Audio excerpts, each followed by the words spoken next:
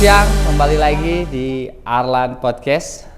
Kali ini kita akan membahas sesuatu yang sangat sensitif sebenarnya di Indonesia. Kita akan berbicara tentang bagaimana pengelolaan keuangan. Kita tahu kalau di Indonesia ini banyak kita masuk dalam peringkat yang sangat konsumtif lah ya, apalagi mendekati Lebaran. Bagaimana sebenarnya ketika menghadapi Lebaran pengelolaan keuangan ini agar menjadi lebih efektif dan efisien? Tentunya saya tidak sendiri karena ditemani oleh ahlinya. Beliau adalah Bu Tania. Selamat siang Bu Tania. Selamat siang, Mas Arlan. Kita akan membahas ya. Bu Tania ini seorang dosen ekonomi dan bisnis, dan beliau juga melanjutkan sekolahnya di S2-nya di Jepang ya. Jadi saya pikir expert sekali lah tentang bagaimana memanage sesuatu lah ya, terutama adalah keuangan. Dan beliau juga dalam waktu dekat akan sekolah ya, doktor ya. Luar biasa. Ini beruntung sekali hari ini saya bisa langsung berdialog dengan Bu Tania karena di waktu yang sangat padat ya, selain menguruskan mahasiswanya dan juga menguruskan kewajiban-kewajiban sebagai dosen. Ya. Oke. Terima kasih Bu Tania. Kita akan sedikit diskusi terkait dengan tadi yang di awal saya sudah jelaskan bahwa Indonesia ini termasuk yang konsumtif ya, apalagi mendekati Lebaran. Ya mayoritas lah ya, ketika Lebaran itu orang akan menghabiskan uangnya gitu kan. Padahal Lebaran ya maksudnya ya ada atau tidak ada uang, Lebaran tetap jalan. Jadi kan belanja atau tidak belanja juga Lebaran tetap ada gitu. Tapi kayaknya ada yang kurang kalau misalnya tidak belanja, sehingga orang semua sibuk menghabiskan uangnya sebelum Lebaran. Setelah Lebaran mereka akan kebingungan gitu kan, karena uangnya sudah dihabiskan. Ya. Jadi kalau Bu Tania melihat ya di dalam konteks ini, fenomena ini kan lazim ya di Indonesia gitu kan. Betul. Itu bagaimana tanggapan Bu Tania? Oke. Jadi sebenarnya sih kayaknya mungkin ada hubungannya juga dengan kultur ya. Oke. Ya karena kalau sebagai sesama Muslim gitu ya, justru kan kalau Muslim itu pandangannya hidupnya sederhana ya, bukan berlebih-lebihan. Betul. Gitu. Tetapi kalau di Indonesia ini ada semacam kultur gitu, kalau misalnya Lebaran tuh pertama baju tuh baru. Betul. Gitu ya. Terus kemudian misalnya gak cuma baju ya, tapi juga misalnya rumah ya, karena misalnya akan dikunjungi gitu ya, jadi betul, harus ada perbaikan-perbaikan gitu ya, pembaharuan-pembaharuan, terus juga sama kultur mengirim parcel ya, hadiah gitu ya. Jadi sebenarnya konsumtifnya ini tuh sebenarnya ada hubungannya ke situ juga. Oh, ada kultur ditambah, ya. Betul, kultur ya. Ditambah dengan misalnya pada saat waktu Lebaran itu dijadikan momen untuk pulang kampung gitu ya. Gitu. Jadi maka kebutuhan-kebutuhan yang biasanya nggak ada itu menjadi ada gitu. Betul. Jadi sebenarnya konsumtifnya itu dipengaruhi oleh kultur di waktu Lebaran. Yes. Gitu. Kultur ini ya memang sudah ada ya sejak dulu gitu ya. Ya mau tidak mau orang pulang kampung ya pasti bawa uang, bawa sesuatu yang baru, sesuatu yang ya kalau bahasa kita sekarang flexing lah ya. Sesuatu yang dipamerkan lah ya. Itu kan salah satunya gitu, sehingga ya orang berebut itu semua. Tapi kalau kan Bu Tania pernah di Jepang ya, jadi artinya pernah merasakan Lebaran di sana gitu. Ya walaupun minoritas kan, di sana minoritas. Sama juga atau enggak? Karena minoritas itu justru malah lebih nggak mau belanja kayaknya, atau lebih di sana gimana ketika? Oke, karena meskipun minoritas ya, alhamdulillah saya waktu itu tinggalnya memang yang ada masjidnya ya, pusat perkumpulan warga Muslim gitu. Di Jepang gitu. Nah Kalau Lebaran sih ya sederhana ya, karena kan kita Tapi tetap ada yang belanja ya, ada sesuatu yang baru tapi kan? Enggak sih. Oh, enggak ya. Karena kan kayak nggak ada kebutuhan untuk tadi ya kata. Oh iya, oke. Nggak ada kebutuhan untuk itu, yang ada tuh ya kita ketemu silaturahmi, maaf-maafan, selesai. Oh, oke. Dan karena nggak ada libur Lebaran juga ya, aktivitas sehari-hari tuh masih jalan gitu, seperti biasa gitu. Oke. Tapi kembali lagi ya ke kultur kita, karena tadi ya kita sudah melihat bahwa kultur kita itu memang luar biasa kan, sangat konsumtif dan lain sebagainya. Ada nggak ya bagaimana caranya kemudian kita bisa memanage? Ya, utamanya adalah bagaimana kita bisa memanage keuangan itu gitu ya, sehingga ketika Lebaran kita tidak berlebih, kita cukup, tapi kita juga punya saving money gitu. Ya, untuk untuk kedepannya lah, after setelah Idul Fitri gitu kan, mereka juga kan hidup tidak sampai Idul Fitri, setelah Idul Fitri kan masih ada hari-hari lain gitu. Itu gimana? Ada kira-kira ada yang bisa di sharing nggak? Oke, jadi sebenarnya kan THR sendiri bukan bagian dari income pokok ya. Betul. Bukan dari penghasilan pokok, tetapi karena tadi ya yang tadi saya sebutkan, misalnya karena kultur kita, dan kultur tersebut juga sebenarnya nggak buruk ya, Mas ya. Jadi kan kayak misalnya kita ngebagiin parcel gitu ya, terus udah gitu kita pulang kampung ketemu orang tua, itu kan sebenarnya kultur yang baik lah gitu. Ya, betul. Nah, cuman jangan sampai gitu kita itu menjadi berlebihan di area itu ya. Nah, berlebihan ini misalnya gini, parselnya itu disesuaikan dengan kebutuhan. Terus juga misalnya kalau kita mau berbagi-bagi gitu ya, kan biasanya kita ada kultur bagi-bagi angpau juga ya. Ya, betul. Salah satunya gitu ya, ke keponakan atau ke saudara lah gitu ya. Nah, itu juga disesuaikan dengan kemampuan gitu. Jadi jangan dipaksakan. Nah, karena itu juga income tambahan, alangkah baiknya ketika misalnya kita itu masih memiliki hutang ya, itu dijadikan kesempatan juga untuk priority membayar hutang gitu ya, karena kalau di Islam sendiri kan hutang itu kewajiban yang tidak bisa kita hindari ya, tidak bisa di skip. Tapi kalau misalnya kita tidak punya hutang, maka itu kita bisa bisa anggap sebagai kesempatan, selain berbuat kebaikan juga bisa investasi gitu. Karena kan itu uang lebih ya, gitu, bukan uang yang memang sehari-hari itu kita gunakan. Gitu. Kalau ada nggak sih pembagian persentasenya? Persentase yang misalnya ketika kita memiliki uang gitu, pembagian 10% untuk apa atau berapa persen gitu? Sebenarnya sih kalau ada rumus-rumus yang bisa di-sharing lah ke finansial ya, finansial. Jadi karena saya dari Jepang ya, jadi di Jepang itu dia ada mekanisme pengaturan uang namanya kakeibo. Kakeibo itu sebenarnya mirip-mirip lah kayak budgeting ya. Budgeting di awal ya. Jadi kalau misalnya kita udah tahu nih kita mau pengeluarannya mau apa aja yang akan kita keluarkan. Misalnya kalau kita mau mudik berarti kita butuh dana transportasi, kita mau memberikan parcel kita butuh dana parcel dan lain-lain. Itu di awal sebelum uang itu dikeluarkan itu kita udah atur.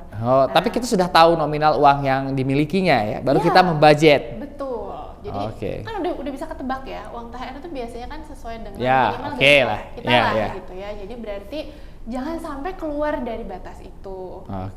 Nah, kalau misalnya kita udah tahu pengkategorian pengeluaran, maka kita akan bisa tahu juga ya berapa yang bisa kita sisihkan, yang bisa kita tabungkan gitu. Atau misalnya yang bisa kita pakai untuk bayar hutang. Betul. Itu kita bayar hutang.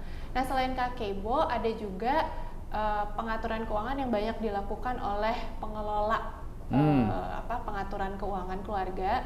Itu ada perbandingan 1:2, 3:4 atau 1, 2, 3, 4. Coba gimana maksudnya? 1, 2, 3, 4 itu jadi kebutuhan kita operasional itu sebenarnya yang sehat itu adalah 40% dari berapa jumlah income yang kita terima. Nah, kemudian yang 3 gitu, yang 30% itu adalah installment atau cicilan. Kalau misalnya kita punya cicilan. Jadi kayak misalnya cicilan rumah atau cicilan kendaraan ataupun cicilan lainnya gitu ya.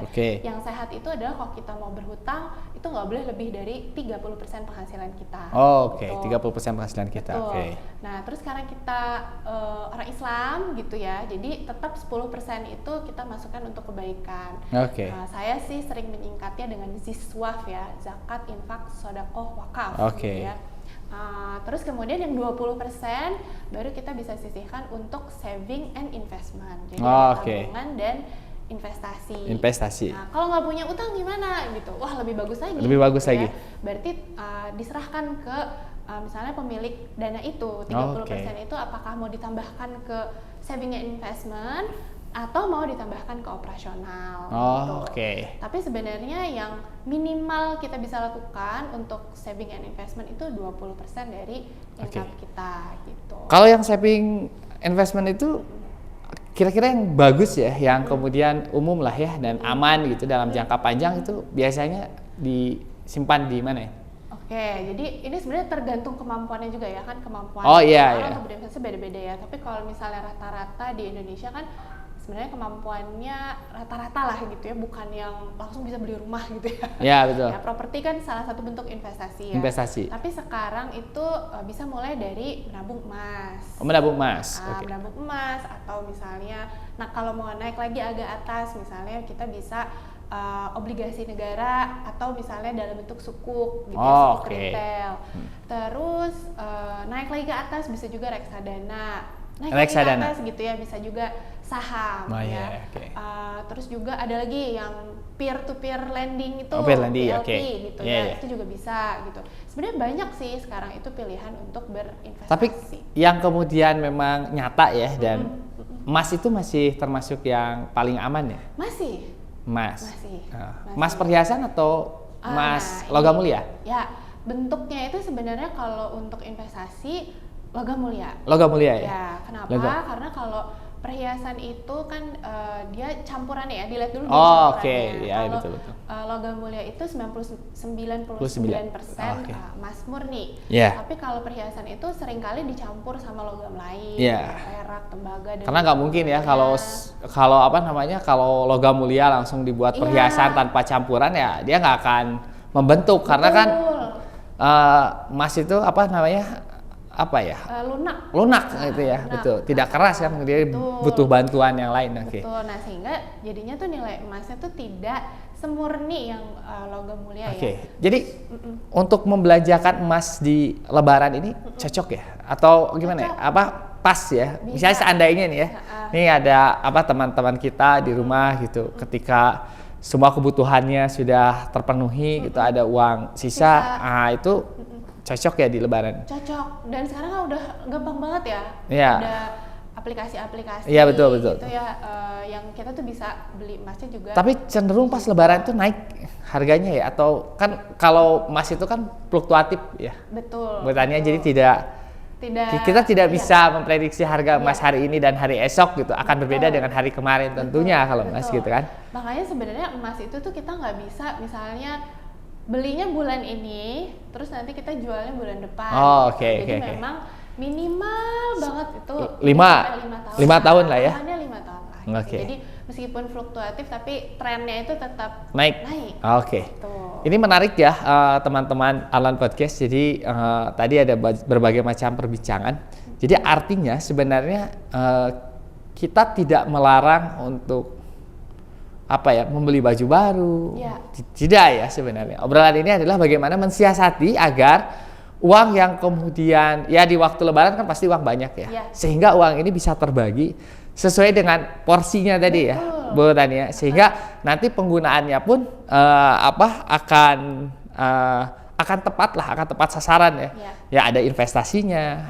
Berbaginya juga dapat. Kemudian apa yang kita butuhkan gitu kan, itu dapat semua. Karena kalau kita lihat di Indonesia ini mau mendekati Lebaran, perputaran ekonomi itu kencang ya.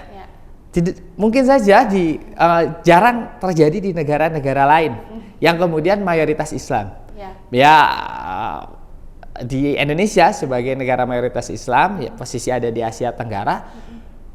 Wah, kita tuh istilahnya apa ya?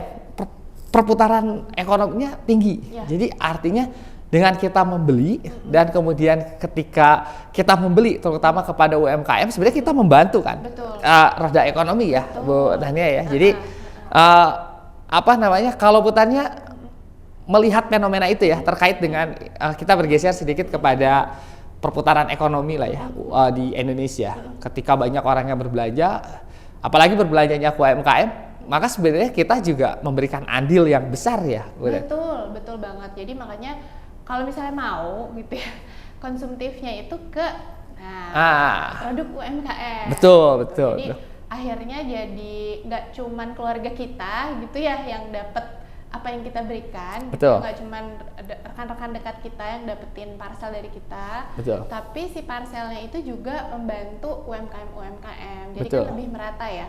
Jadi berkah Ramadan teh beneran gitu ya. Iya.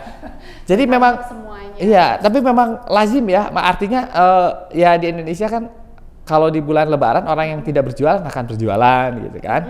Orang yang tidak biasa membeli ya karena merasa bahwa kita harus bantu, ya itu salah satunya. Jadi tadi menarik ya teman-teman Alan Podcast bahwa apa namanya, membeli UMKM juga ternyata memajukan roda ekonomi juga.